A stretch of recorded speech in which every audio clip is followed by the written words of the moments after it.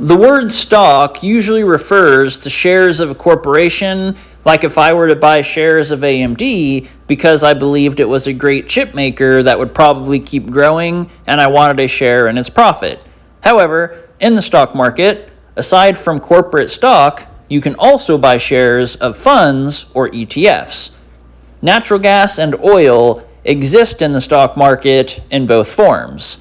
They exist as stock, like if you buy shares of the Marathon Oil Corporation, and they exist as funds, like if you buy shares of UGA, which is a gasoline fund.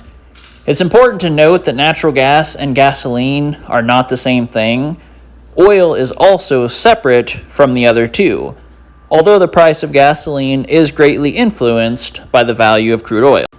The value of natural gas is usually lower in spring and fall, and then higher in summer and winter because of the demand for heating and cooling. So what if you wanted to trade that? Well, in spring and fall, you could buy shares of UNG, a natural gas fund, to then hold and sell higher in winter or summer, and that usually does work out. There's also specific scenarios, like a few months ago when natural gas was high because of everything going on in the world. You could have shorted it by buying put options of UNG and made a fortune from that now.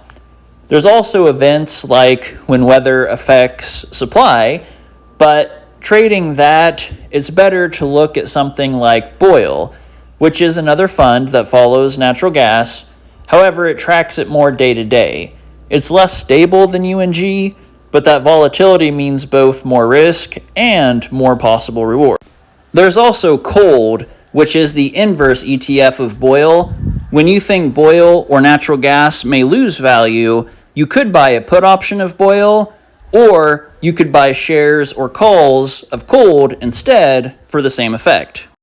Oil, just like natural gas, is also tradable in the market with funds. For example, USO is a relatively stable oil fund, similar to how UNG is for natural gas.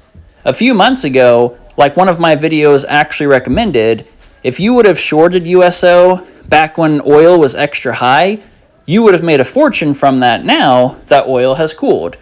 There's also leverage ETFs for oil, like UCO, and the inverse of that is SCO. They both move more rapidly than USO does, just like BOIL and COLD for natural gas.